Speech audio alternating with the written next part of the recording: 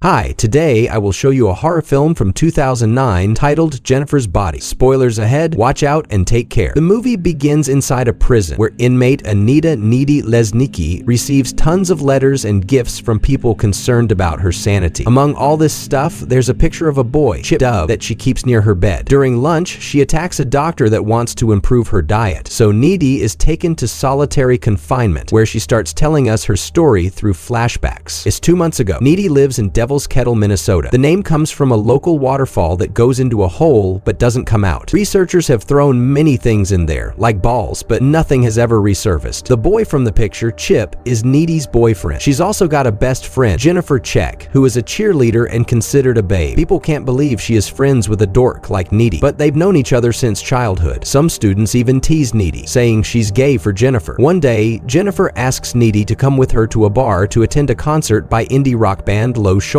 which she's been following on MySpace because she likes the singer. Needy says she already has plans with Chip, which Jennifer disapproves of, so she pressures Needy into changing her mind. Needy gives in and agrees to be picked up later. In the evening, Needy changes into an outfit Jennifer would approve of while hanging out in a room with Chip, who says it's weird Needy can tell the moment Jennifer arrives without looking outside or even hearing a doorbell. He also points out Needy is always doing whatever Jennifer wants her to do, which Needy disagrees with. She says they just happen to do the same activities because they have tons of things in common. Chip thinks it's exactly the opposite. He claims they have nothing in common. They go downstairs to find Jennifer already waiting inside the house. She calls Chip jealous for criticizing the dive bar they'll be going to. When the girls make it to the bar, we see Chip is right about it not being a club. There are other students there as well, like Craig, a football player who tries to hit on Jennifer and is quickly dismissed, and Amit from India, an exchange student. When the band arrives at the stage, Jennifer mentions they're definitely from the city and wishes there were more stylish guys like them in their little town. She grabs Needy and drags her with her to meet the band, and they get to chat with the lead singer, Nikolai Wolf. Needy asks him why city band like them is playing in the middle of nowhere,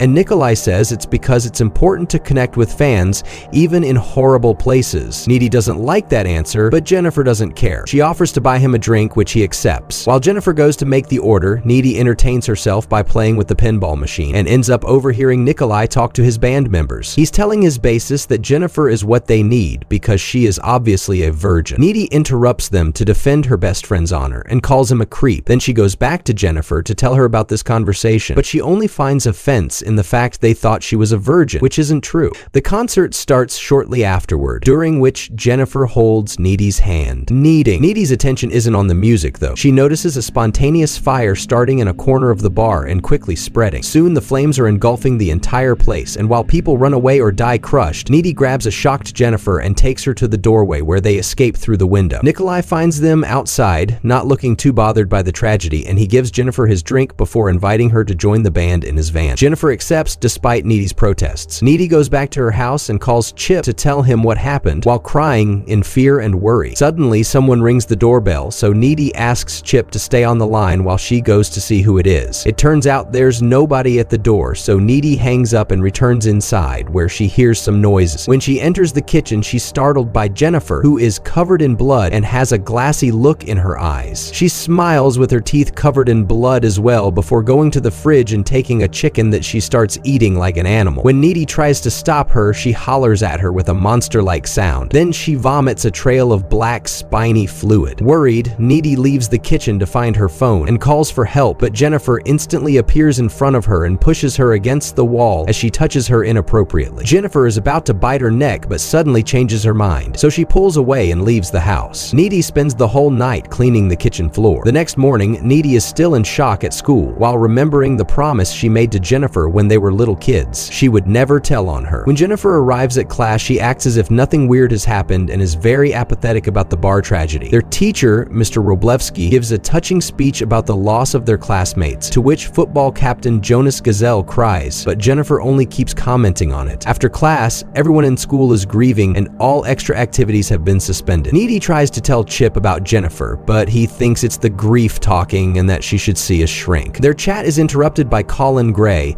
an emo friend of Needy, who tells her he's glad to see she came out of the bar okay. Meanwhile, Jennifer approaches Jonas, who was best friends with Craig and is deeply hurt by his death. Jennifer tells him she was the last person to ever talk to Craig and that his last wish was for her and Jonas to be a couple. Jonas accepts to go with her into the woods where they start making out, but he keeps being distracted by the fact Jennifer feels very warm and a bunch of animals is now surrounding them. Jennifer gets his attention back by touching him intimately. She also tells him he'll reunite with Craig soon, before opening her mouth in a demonic shape to eat him. In the parking lot, Mr. Wroblewski hears Jonas screaming and thinks he's just crying with grief, but he soon catches on and enters the forest to see what's going on. He finds Jonas's body being eaten by a deer. The police pick up the body a couple hours later, and Jonas's dad promises he'll find and destroy his son's murderer. At her house, Needy is cooking while listening to the news on the radio, saying Low Shoulder has become heroes after the fire. Her mother enters the kitchen then and tells her she dreamed of Needy being nailed to a tree, expressing worry over one day not being able to be there for her daughter. Later on, after bathing in the lake, Jennifer calls Needy to tell her she's having a great day, and we see her burn her tongue without pain. But Needy hangs up on her after Chip calls her and asks her to see her at the park. When they meet up, Chip tells her about Jonas's death, so Needy keeps him company to comfort him. Days continue to pass, and the school keeps on mourning, except for Jennifer, who is as peppy as always. Their little town has become famous around the country, and the press couldn't get enough of their drama. The song Low Shoulder, played the night of the fire, becomes a hit nationwide and almost an anthem in town. A month after the tragedy, Mr. Wroblewski tells his class that the band has accepted to come and play at the school's spring formal for free. They'll also be donating some of the profits of their new single to the families affected by the fire. Needy thinks they're scumming for using them as a publicity stunt and reminds everyone that she was there the night of the fire and knows the rumor of the band saving anyone is a lie, which causes her to argue with a classmate that is a big fan of them. Class ends before it can escalate, and Needy leaves with Jennifer, who is looking very sick. When Needy comments on it, Jennifer says it is wearing off. They're suddenly approached by Colin, who asks Jennifer out, but she turns him down. When Needy says she thinks he's cool, however, Jennifer changes her mind and tells Colin to come by her place later. In the evening, Needy goes to Chip's to spend the night making love. Meanwhile, Colin is driving to the address Jennifer texted him and is rather confused when he arrives in an abandoned house that he must enter through a window. Following the sound of music playing, he finds a room filled with burning candles and Jennifer waiting for him there. He quickly guesses this is not her actual house, and Jennifer distracts him with kisses, but when her eyes change colors, he steps back. Jennifer grabs him and says she needs him to be scared, so she breaks his wrist and throws him on the floor so she could start feeding on him. Back to Needy, she starts having hallucinations while still being intimate with Chip. Blood appears to be leaking from the roof, and a wounded Jonas and a demonic-looking Jennifer appears sitting nearby. At first, Chip thinks her groans are from pleasure, but soon he catches on to the fact she's truly upset and stops touching her to comfort her. Needy is too disturbed to continue, so she gets dressed and leaves in her car. In the middle of the road, she almost crashes against Jennifer, who is covered in blood again and is now jumping on Needy's car window, but she falls off when Needy drives back at a high speed. Needy returns to her house and falls asleep on the couch, crying and dreaming of Jennifer. She wakes up a few moments later and moves to her room, and as she gets in the bed, she discovers Jennifer is waiting for her with no blood in sight and wearing only panties and one of Needy's t-shirts. Jennifer starts kissing her, and after some initial hesitation, Needy kisses her back, only snapping out of it when Jennifer starts touching her as well. Needy is freaking out because of what she saw earlier, so Jennifer finally tells her the full story of what's going on. The night of the fire, Low's Shoulder took Jennifer to the waterfall and ties her to the ground to sacrifice her to a demon in exchange for fame and success. The guys stabbed her while singing Jenny to her. Then they threw the knife in the waterfall. For some reason, she didn't die. She just woke up not remembering anything and found her way to Needy. She wasn't able to hurt her because Needy is her friend, so after leaving her house, she took the road and came across Ahmet, who escaped the fire, but nobody knew he was alive, so she took him into the woods with her and fed on him. Now Jennifer knows that whenever she's full, she's unkillable, and she demonstrates this to Needy by cutting her arm and letting the wound instantly heal itself. Disturbed, Needy asks Jennifer to leave, which she does by jumping out of the window without getting hurt. Needy assists Colin's funeral a few days later, where his emo friends and his mother argue through their grief. Colin gets a memorial at school, and students are given classes about the buddy system in dealing with grief, but nobody seems to care anymore. They've moved on. Needy hasn't, so she starts doing some research at the paranormal section of the school library while avoiding Jennifer. She discovered his friend is now possessed by a succubus, a demon that must feed on flesh, because the ritual had gone wrong thanks to Jennifer not actually being a virgin. The only way to destroy her would be a blade to the heart while she's weak. When Chip comes to her and talks about the incoming dance, Needy warns him not to go and tries to tell him Jennifer is evil now, but he doesn't believe her. Needy says she'll go to the dance, but not with him because it's not safe for them to be together now. When the night of the dance finally comes, everybody is getting ready for it. Chip is given a bottle of pepper spray by his mom, who is worried about his safety safety after what has happened to Jonas and Colin, and Jennifer tries to hide how sick she looks with makeup. While Needy searches for her friend at the dance and endures Low Shoulder's performance, Jennifer approaches Chip at the park and tells him Needy has been cheating on him with Colin. She starts making out with him, and soon he's asking her to take her somewhere else, so Jennifer takes him to an abandoned pool house. Chip isn't able to kiss her anymore because it's beginning to feel weird, so Jennifer throws him in the pool to start shaking him around. Meanwhile, Needy feels something on her lips and realizes Jennifer's got Chip. She goes to his house, and his mother tells her he took the park shortcut to go to the dance. Needy goes down that way and finds a corsage he bought for her on the ground. When Chip cries out for help, Needy follows the sound of his voice and enters the pool house, only to find Jennifer has already started to feed on him. Needy jumps into the pool, causing Jennifer to get away from Chip, who gives Needy his pepper spray. When Jennifer comes closer again, she sprays her eyes, which makes her throw up on them before levitating out of the pool. Chip and Needy get out of the pool as well, and Needy tells Jennifer she's always been a bad friend and insults her in various ways. Jennifer intends to attack her for this, but as she comes closer, Chip impales her with a pool skimmer. It's not enough to kill her though, so she just leaves through the window while Chip dies in Needy's arms. A few moments later, Needy is back at her house, thinking about what happened and deciding on a plan. After changing into clean, dark clothes, she goes to see Jennifer, who is at her house going through the school yearbook to choose new victims while looking sick because she couldn't feed. Needy breaks in by smashing a window and attacks her with a precision knife, but Jennifer has enough strength to fight back and even levitate a bit. She bites Needy on the arm before she cuts a cross on her stomach, and after struggling in the air, Needy tears off Jennifer's matching friend necklace, causing her to let go of her and fall on the bed. Needy lands on top of her and stabs her in the heart, effectively killing her, but she's caught in the act by Jennifer's mother. Back in the present, Needy tells us that if you are bitten by a demon and survive, you gain some of its abilities. Needy can levitate now, so she uses that power to escape solitary confinement through the window, then uses super strength to simply walk through the grills outside. She makes her way to the road next to a river where she finds Nikolai's knife and the object scientists have thrown into the waterfall. As the sun rises, she hitches a ride to Madison, where Low Shoulder is staying at a luxurious hotel. The band is now enjoying fame, fortune, and indulgence. That is, until Needy tracks them down and kills them all. Don't forget to subscribe and turn on notifications for more videos like this. Thanks for watching.